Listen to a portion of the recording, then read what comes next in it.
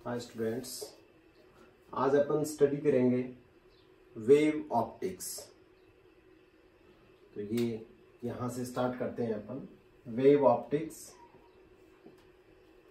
इसमें सबसे पहले अपन स्टडी करते हैं कि जो लाइट सोर्स से ऑब्जेक्ट तक आ रहा है उस लाइट का कैरेक्टर कैसा है, यानी कि वो पार्टिकल है जिसको हमने लिखा है कॉर्पस, या वो वेव फॉर्म में उसका ट्रांसमिशन हो रहा है, प्रोपगेशन हो रहा है, या फिर वो इलेक्ट्रोमैग्नेटिक वेव की फॉर्म में आ रहा है, या फिर वो लाइट जो है वो छोटे छोटे पार्टिकल्स की फॉर्म में आ रहे हैं जिसको हमने फोटॉन्स कहा था, पैकेट ऑफ एनर्जी कहा था।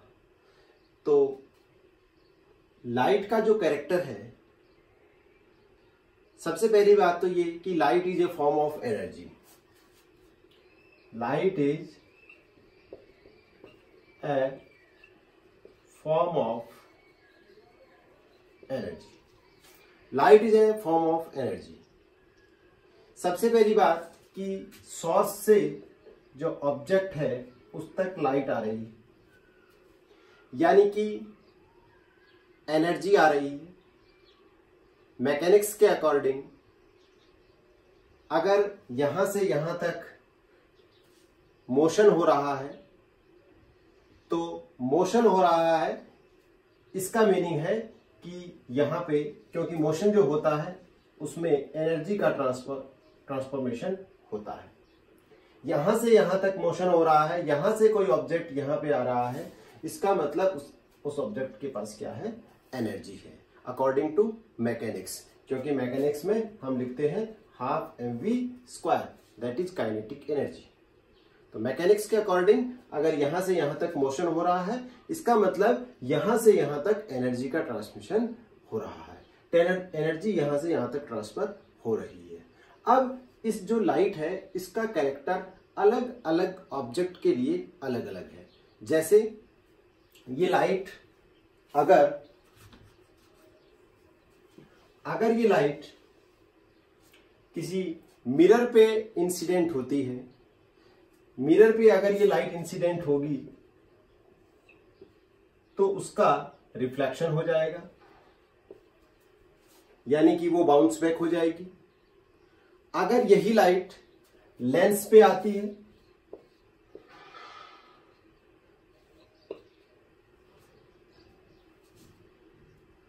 यहां पे मिरर पे आई तो बाउंस बैक हो गई। अगर यही लाइट प्रिज्म पे आती है तो प्रिज्म के अंदर से इसका ट्रांसमिशन हो जाएगा। सिमिलरली अगर यही लाइट प्रिज्म पर आती है तो इसका अलग अलग यानी कि 7 कलर में इसका डिस्पर्शन हो जाएगा। तो लाइट यहां पे आई मिरर पर, ये मैं लिख रहा हूं यहां पे मिरर पर आती है तो इसका रिफ्लेक्शन होता है। अगर ये लेंस पे आती है तो इसका रिफ्रैक्शन होता है। और यही लाइट अगर प्रिज्म पे आती है तो इस लाइट का 7 कलर में इसका डिस्पर्शन हो जाता है। तो ऐसे लाइट अलग अलग ऑब्जेक्ट पे आ रही है तो अलग अलग प्रॉपर्टी को वो मेंशन कर रही है।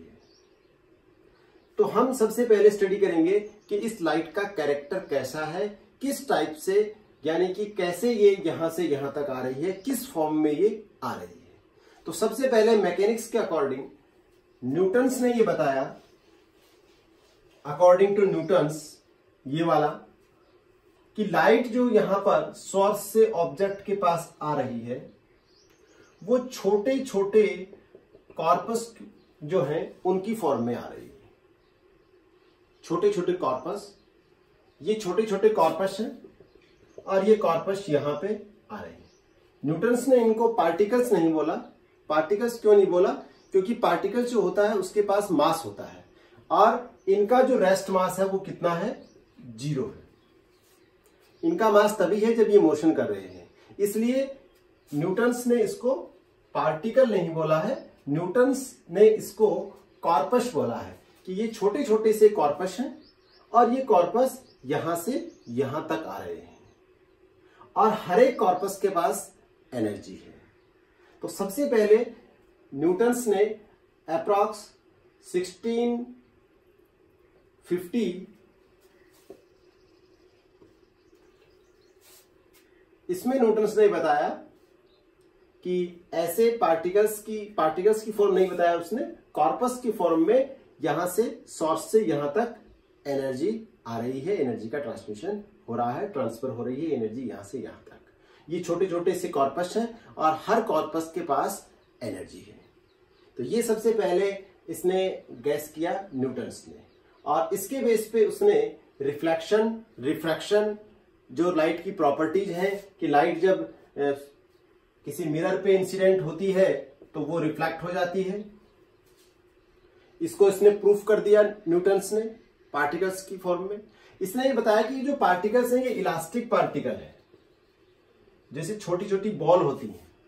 तो जैसे ये पार्टिकल्स किसी रिफ्लेक्टिंग सरफेस पे आएंगे तो क्योंकि ये इलास्टिक पार्टिकल है ये यहां से बाउंस बैक हो जाएंगे। इस टाइप से उसने इस थ्योरी के बेस पे रिफ्लेक्शन को प्रूफ कर दिया।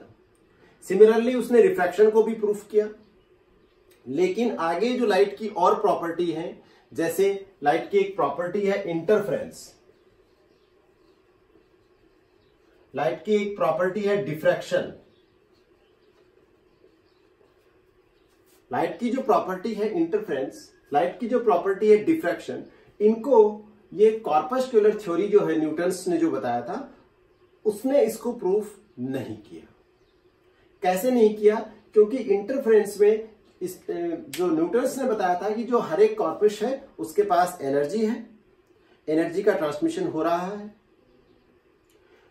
तो इंटरफेरेंस में क्या होता है कि अगर हम दो सोर्स लेते हैं अलग अलग, जैसे मैंने एक सोर्स यहां पे लिया, एक लाइट का सोर्स यहां पे लिया, दोनों से लाइट का ट्रांसमिशन, लाइट यहां से इमिट हो रही है, यानी कि कॉर्पस जो है वो यहां से निकल रहे हैं। सामने एक स्क्रीन रख दी, इस स्क्रीन के इस पॉइंट पर यहां से भी कॉर्पस पहुंचेंगे, यहां से भी कॉर्पस पहुंचेंगे, यहां से भी एनर्जी जाएगी, यहां से भी एनर्जी जाएगी, तो यहां पे इसकी इंटेंसिटी जीरो नहीं होगी। जबकि इंटरफेरेंस में हमने ये देखा कि दो पॉइंटों से लाइट्स इमिट हो रही है और उसके सामने हमने एक स्क्रीन रखी और वहां पे लाइट की इंटेंसिटी कितनी आ रही है? जीरो आ रही है। जबकि कॉर्पस्कुलर जो थ्योरी है उसके अकॉर्डिंग यहां पे इसकी इंटेंसिटी जीरो नहीं आनी चाहिए। क्यों नहीं आनी चाहिए? क्योंकि यहां से एनर्जी के पैकेट जा रहे हैं, एनर्जी ये कॉर्पस जा रहे हैं, यहां से भी ये कॉर्पस जा रहे हैं, तो ये भी एनर्जी लेके जा रहे हैं, ये भी एनर्जी लेके जा रहे हैं, तो यहां पे टोटल एनर्जी जीरो नहीं होनी चाहिए। जबकि लाइट की एक प्रॉपर्टी है इंटरफेरेंस, जिसको लैब में प्रूफ किया गया कि इस टाइप से अगर दो सोर्स हम लेते हैं और सामने एक स्क्रीन रख देते हैं तो उस स्क्रीन के एक पॉइंट पर इंटेंसिटी की वैल्यू जीरो आ जाती है। ये जो जीरो आना है ये न्यूटन्स प्रूफ नहीं कर सका। दूसरा, न्यूटन्स के अकॉर्डिंग, न्यूटन्स ने जो कॉर्पस्कुलर थ्योरी दी है उसके अकॉर्डिंग जो कॉर्पस इमिट होते हैं वो जैसे बंदूक से गोली निकलती है, बंदूक से जो बुलेट निकलती है उस टाइप से ये जाते हैं। ऐसे ये कॉर्पस जो है बंदूक की गोली के समान यूं जाते हैं। लाइट की एक प्रॉपर्टी है डिफ्रैक्शन। डिफ्रैक्शन क्या प्रॉपर्टी है लाइट की? कि लाइट जब यूं जाती है उसके सामने अगर ऑब्स्टेकल या अपर्चर आ जाता है तो वो लाइट जो है वो स्प्रेड हो जाती है। जैसे अपन देखते हैं कि अपना एक बंद कमरा है, उस बंद कमरे में एक छोटी खिड़की है, खिड़की को खोलते हैं, खिड़की को खोलते ही पूरे रूम के अंदर लाइट स्प्रेड हो जाती है। ये जो फिनोमिना है ये फिनोमिना है डिफ्रैक्शन ऑफ लाइट। लेकिन न्यूटन्स के अकॉर्डिंग अगर हम छोटी सी खिड़की को, छोटी सी विंडो को ओपन करते हैं, छोटी सी विंडो को ओपन करने से लाइट, क्योंकि इसमें जो लाइट का ट्रांसमिशन हो रहा है वो एक बुलेट की टाइप से हो रहा है, जैसे बंदूक से गोली निकलती है वैसे, तो वो लाइट जो है वो सीधी की सीधी आगे वॉल पे जानी चाहिए, इधर उधर बिखरनी नहीं चाहिए, इधर उधर स्प्रेड नहीं होनी चाहिए। कहने का मतलब अगर एक बंद कमरा है उसमें हमने एक विंडो को ओपन किया है तो लाइट केवल उसकी सामने एक वॉल है वहीं पे जानी चाहिए, बाकी जो कमरा है, बाकी जो स्पेस है उस स्पेस में उसका स्प्रेड नहीं होना चाहिए। किसके अकॉर्डिंग? न्यूटन्स के अकॉर्डिंग, क्योंकि न्यूटन्स के अकॉर्डिंग जो लाइट जो है उसका जो ट्रांसफॉर्मेशन हो रहा है वो किसकी फॉर्म में हो रहा है, कॉर्पस की फॉर्म में हो रहा है, और वो कॉर्पस गोली की फॉर्म में जाते हैं, यानी कि वो सीधा स्ट्राइक करेंगे सामने वाली वॉल पे, इधर उधर वो स्प्रेड नहीं होंगे। तो पूरे रूम के अंदर लाइट का स्प्रेड, लाइट का जो स्प्रेड जो हो रही है, जो वहां पे लाइट आ रही है, रोशनी हो रही है, वो नहीं होनी चाहिए। किसके अकॉर्डिंग, न्यूटन्स के अकॉर्डिंग। लेकिन प्रैक्टिकली ये देखा गया कि अगर एक छोटा सा विंडो ओपन कर देते हैं तो लाइट सीधी यहां पे स्ट्राइक करने के बजाय पूरे रूम में स्प्रेड हो जाती है। इस प्रॉपर्टी को हम बोलते हैं डिफ्रैक्शन। तो न्यूटन्स जो है उसने इंटरफेरेंस की प्रॉपर्टी को प्रूफ नहीं कर पाया, सिमिलरली वो डिफ्रैक्शन की प्रॉपर्टी को भी प्रूफ नहीं कर पाया। एक प्रॉपर्टी और है, उसको उसने प्रूफ कर दिया था, वो है स्क्वायर लॉ। न्यूटन्स ने स्क्वायर लॉ की प्रॉपर्टी को भी प्रूफ किया, I is directly proportional to R square. इसने ये तो बता दिया कि एक लाइट का सोर्स है, यहां से 1 मीटर डिस्टेंस है, ये कॉर्पस जा रहे हैं, यहां से निकल रहे हैं, चारों तरफ निकलेंगे कॉर्पस, इधर भी जाएंगे इधर भी जाएंगे, 3D में हर तरफ कॉर्पस, जैसे बल्ब जलता है, कॉर्पस का डिस्ट्रीब्यूशन होगा। 1 मीटर की डिस्टेंस पे जो कॉर्पस पहुंचेंगे उनकी डेंसिटी, और फिर हम 1 से 2 मीटर हम ले लेते हैं तो वहां पे इन कॉर्पस की डेंसिटी वो किस टाइप से चेंज होगी, I is directly proportional to R square. जैसे अगर हम ये कहें कि यहां से इसका इमिशन हो रहा लाइट का, 1 मीटर की डिस्टेंस पे इंटेंसिटी जो है वो लाइट की इंटेंसिटी I है, तो 2 मीटर पे कितनी हो जाएगी, तो 2 मीटर पे हो जाएगी I is directly proportional to R square है। 1 मीटर हम अगर लेते हैं, मैंने इसको यूं लिख सकता हूं, एक constant K by R square, K को मैंने 1 ले लिया, सपोज दैट 1 मीटर है तो हम इसको I नॉट लेते हैं। अगर इसको मैं 2 मीटर ले लूंगा तो जो इंटेंसिटी बनेगी I डैश वो बन जाएगी I नॉट बाई 4। 1 मीटर पर अगर इंटेंसिटी की वैल्यू I नॉट है तो 2 मीटर पर इंटेंसिटी की वैल्यू हो जाएगी I नॉट बाई 4। ये प्रैक्टिकली भी प्रूफ हुआ। तो इस टाइप से स्क्वायर लॉ को इसको प्रूफ कर दिया, किसने, न्यूटन्स ने।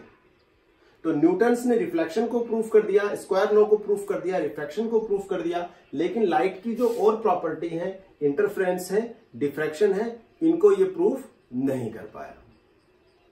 अब जब इनको प्रूफ नहीं कर पाया, उसके बाद में नेक्स्ट थ्योरी जो आई वो आई वेव थ्योरी, और उसको जो दिया वो साइंटिस्ट का नेम है हाइगेंस।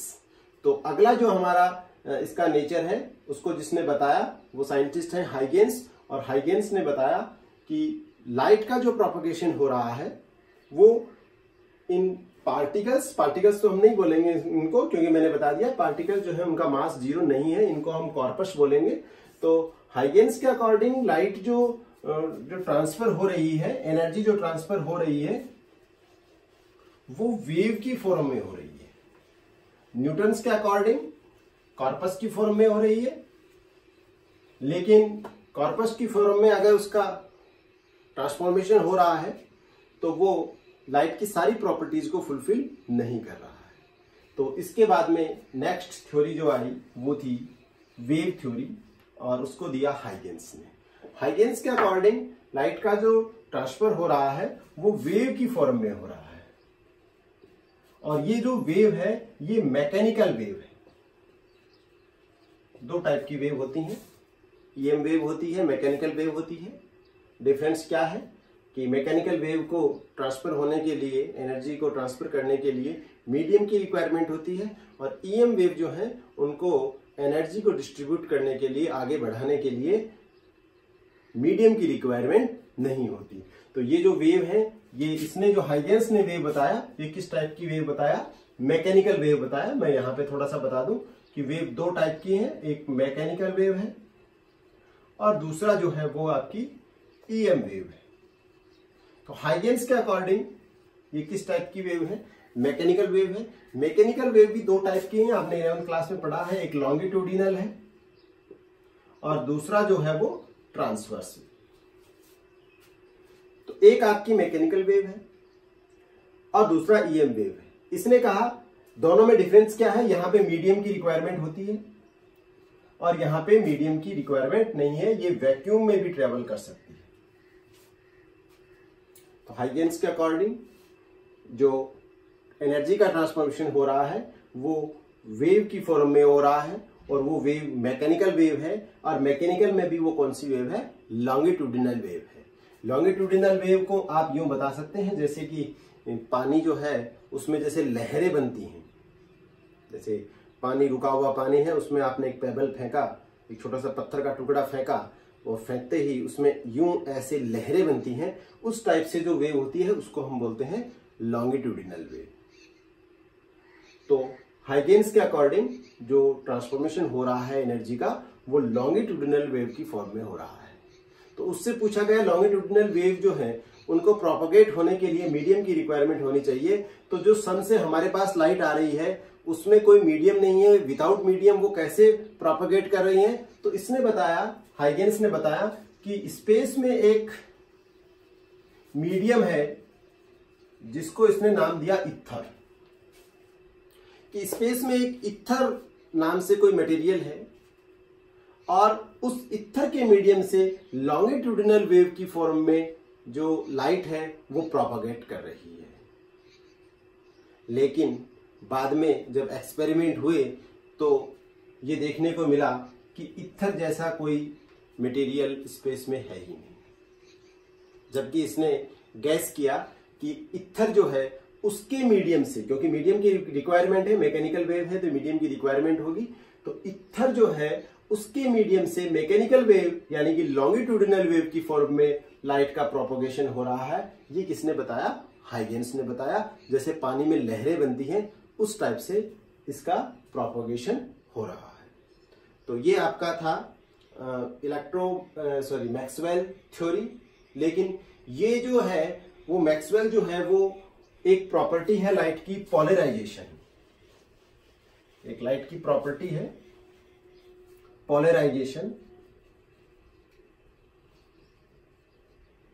इस पोलराइजेशन प्रॉपर्टी को हाइगेन्स थ्योरी प्रूफ नहीं कर सकी, क्योंकि पोलराइजेशन जो थ्योरी है उसमें लाइट जो है उसको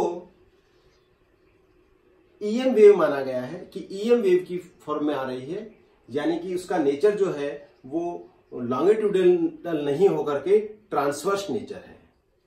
तो पोलराइजेशन यानी कि इसके अकॉर्डिंग अगर लहर के टाइप से होता है, अगर हाइगेन्स की थ्योरी को अपन माने कि हाइगेन्स की जो थ्योरी है यानी कि जो आपका वेव थ्योरी है उसके अकॉर्डिंग लाइट का प्रोपोगेशन हो रहा है, तो अगर हम इसके सामने एक बॉडी रख दें यूं, ठीक है, ऐसे रख दें, तो ये जो लहर है ये इसके अंदर से निकल जानी चाहिए। और अगर मैं उसको यूं कर दूं तो भी ये लहर इसके अंदर से निकल जानी चाहिए। लेकिन लाइट की एक प्रॉपर्टी है कि एक बॉडी इसके सामने अगर हम यूं रख देते हैं, ऐसे रखते हैं तो ये रुक जाती है और ऐसे रखते हैं तो ये इसके अंदर से ट्रांसमिट हो जाती है। इसका मतलब ये जो है वो यूं नहीं चल करके ऐसे चल रही है, यानी कि इसका जो नेचर है लाइट का वो ट्रांसवर्स नेचर है। और ट्रांसवर्स नेचर मानेंगे तो ही ये पोलराइजेशन की प्रॉपर्टी प्रूफ होगी। अगर हम इसको लॉन्गिट्यूडिनल वेव मानते हैं तो पोलराइजेशन की प्रॉपर्टी प्रूफ नहीं होती है। तो इस टाइप से कुछ प्रॉपर्टीज को वेव थ्योरी ने यानी हाइगेन्स थ्योरी ने प्रूफ किया, लेकिन सारी प्रॉपर्टी जैसे पोलराइजेशन जो है उसको ये प्रूफ नहीं कर पाया। पोलराइजेशन एक लाइट की प्रॉपर्टी है, उसको जब हाइगेन्स ने प्रूफ नहीं किया तो फिर हाइगेन्स की थ्योरी जो है उसको भी रिजेक्ट कर दिया गया कि लाइट का जो प्रोपगेशन हो रहा है, लाइट का जो ट्रांसफॉर्मेशन हो रहा है वो इस टाइप की वेव की फॉर्म में भी नहीं हो रहा, ना ही वो कॉर्पस जो है उसकी फॉर्म में हो रहा है, ना ही वो वेव थ्योरी यानी कि ना ही वो जो आपको लॉन्गिट्यूडिनल वेव बताया है उसकी फॉर्म में हो रहा है। तो फिर मैक्सवेल ने बताया कि जो लाइट का जो प्रोपगेशन हो रहा है वो ईएम वेव की फॉर्म में हो रहा है। अब ये ईएम वेव क्या है? ईएम वेव की फॉर्म में हो रहा है।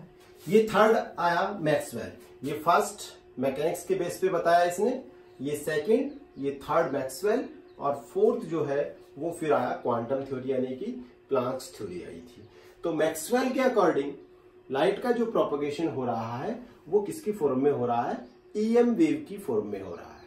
अब ये देखिए, आपको पता है कि जैसे कोई चार्ज है वो एट रेस्ट है, स्टिल है, चार्ज इज एट रेस्ट और we can say it still, तो वो इलेक्ट्रिक फील्ड डेवलप करता है। अगर कोई चार्ज स्टिल है तो वो इलेक्ट्रिक फील्ड डेवलप करता है। अगर वही चार्ज मोशन में है, एक चार्ज है वो मोशन में है, तो वो अपने सराउंडिंग में मैग्नेटिक फील्ड डेवलप करता है।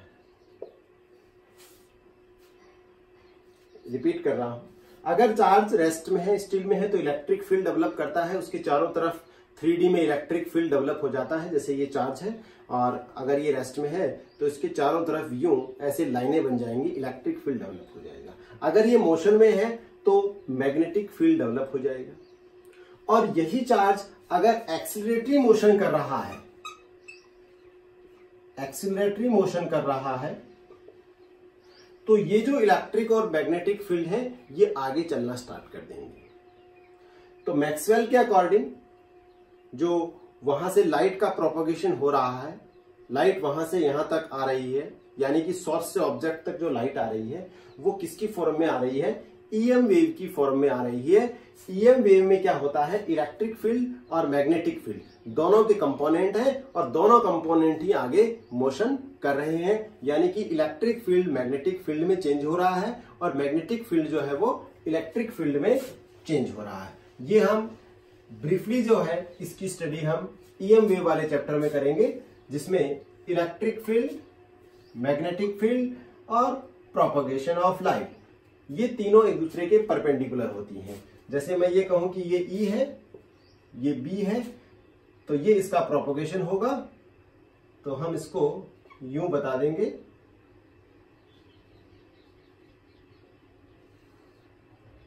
ये इधर मैग्नेटिक फील्ड, ऐसे,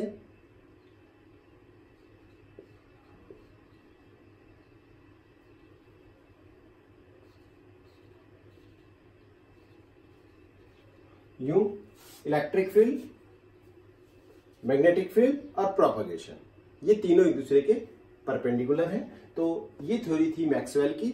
अब इस थ्योरी के बेस पे इसने पोलराइजेशन की प्रॉपर्टी को प्रूफ कर दिया, लेकिन लाइट की जो और प्रॉपर्टी हैं, जैसे कि फोटो इलेक्ट्रिक इफेक्ट अपने पढ़ा है, रामन इफेक्ट पढ़ा है, इनको ये प्रूफ नहीं कर पाया। इनको प्रूफ करने के लिए फिर आगे आई क्वांटम थ्योरी, जिसको प्लांक ने बताया, और प्लांक के अकॉर्डिंग जो लाइट का प्रोपगेशन हो रहा है वो एनर्जी के पैकेट के फॉर्म में हो रहा है, और उस एनर्जी के पैकेट को हम बोलते हैं क्वांटा, और उसकी जो एनर्जी जो है उसको हम लिखते हैं E = h न्यू, जहां पे h जो है वो प्लांक कांस्टेंट है और न्यू वहां पे उस फोटोन की फ्रीक्वेंसी है, जिसको हमने स्टडी कर लिया है।